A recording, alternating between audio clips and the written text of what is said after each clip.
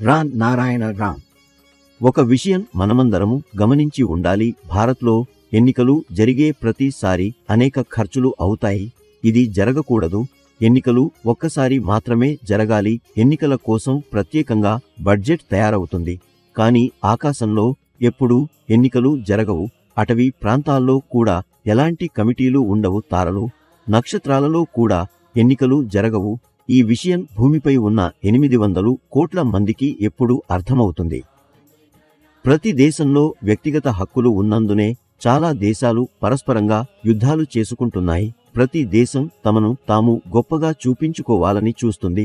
భూమిపై ఇంతవరకు ఒక్కరాజు కూడా వ్యక్తిగత హక్కులు ఉండకూడదు అని చెప్పలేదు. అందరము కలిసి చెప్పాలి. భూమిపై మతాలు అవసరం లేదు. భూమిపై మతాలు ఎక్కడి నుంచి వచ్చాయి?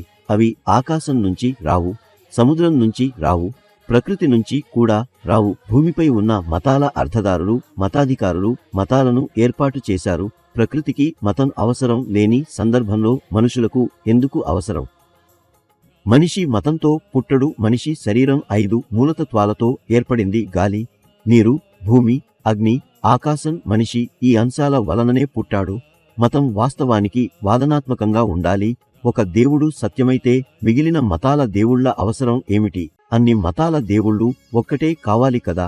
కానీ అది జరగలేదు.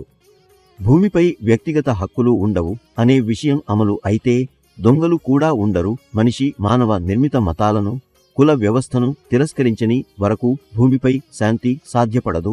కాంగ్రెస్ పార్టీ భూమిపై వ్యక్తిగత హక్కులను తొలగించేందుకు ముందుకు వస్తే సనాతన్ దళ్ వారికి మద్దతు ఇస్తుంది.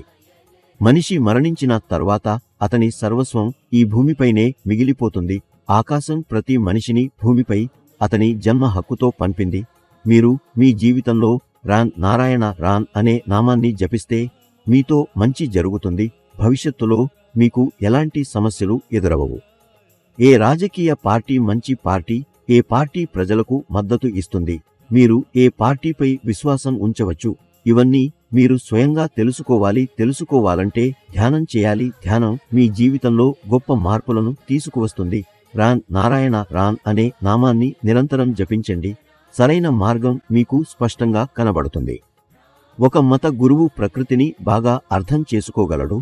ఎందుకంటే ప్రజలు ఆయన మాటలను శ్రద్ధగా వింటారు. చెట్లు, మొక్కలలో కూడా ప్రాణం ఉంటుంది.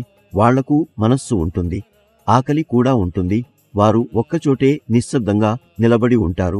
వారు ఎలాంటి స్వార్థం లేకుండా మనుషులకు సేవ చేస్తారు. అయినా మనిషి వారిని అర్థం చేసుకోడు. మనిషి శరీరం కూడా భూమి భాగమే. ప్రతి ఒక్కరూ ధ్యానం చేయాలి. ధ్యానం వలన మనస్సు శాంతిస్తుంది, మీ వివేకం పెరుగుతుంది, అలాగే మీ జీవితానికి మేల్కలుగుతుంది. మీరు ఎల్లప్పుడూ రాన్ నారాయణ రాన్ అనే నామాన్ని జపిస్తూ ఉండాలి.